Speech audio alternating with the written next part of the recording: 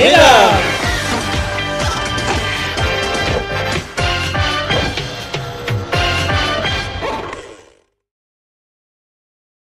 Alors, il y a une nouveauté 2012, Oui, justement. on a maintenant les clés du match. Voilà, alors qui vont encore plus loin dans les statistiques. Alors en début de match, avec toutes les données qu'on a accumulées ces 7 dernières années, 39 millions de points, on est capable de déterminer quels sont les 3 critères qu'un joueur devrait atteindre pour avoir le maximum de chances de gagner. Alors ce qu'on peut faire tout simplement, c'est regarder à quoi ça ressemble. Les clés du match, d'un match en live maintenant. Donc là, ces 3 clés du match, elles sont différentes par joueur.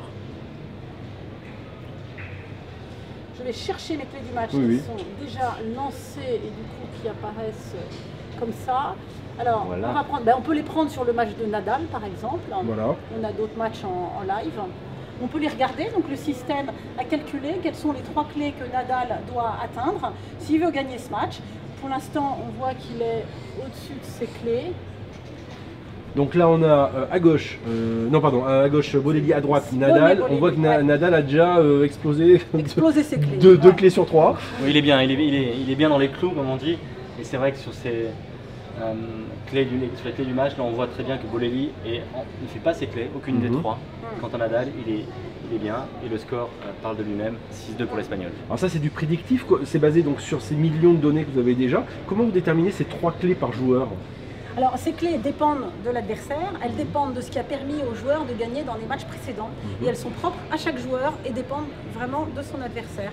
Donc elles sont contextuelles et elles dépendent du joueur. Absolument. En tout, il y a une 50aine de clés qui sont possibles et le système va définir quelles sont les 3 les plus pertinentes pour un match donné en fonction des 2 joueurs. Et alors donc quand vous et quand Fabrice voit par exemple que Nadal dépasse les clés, la moyenne de ses clés, a priori c'est-à-dire qu'il y a de bonnes chances de remporter.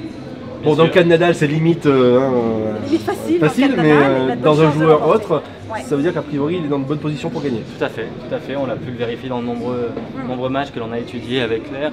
En général, lorsque les clés sont atteintes, le résultat est atteint par le même joueur. Bon, bah, c'est plus la peine de jouer, hein. On va rentrer.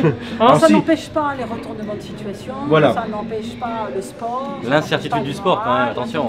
Alors justement, c'est quoi, voilà, pour conclure, l'incertitude du sport? L'incertitude du sport, c'est qu'on vient de commencer la quinzaine de Roland Garros. Nadal a joué 47 matchs dans sa carrière à Roland Garros, il en a gagné 46. Il a gagné 6 des 7 dernières éditions. Cette année, pour se préparer, il a joué 3 tournois sur la terre battue ocre. Il a remporté Monte-Carlo, Rome et Barcelone sans perdre le moindre set. Donc il survole le tennis sur terre battue. Et malgré tout, il pourrait y avoir une surprise dans cette quinzaine. Il n'est pas sûr de s'imposer à 100%. C'est ça l'incertitude du sport. Mais malgré tout, il reste vraiment favori. Et une dernière question pour Claire.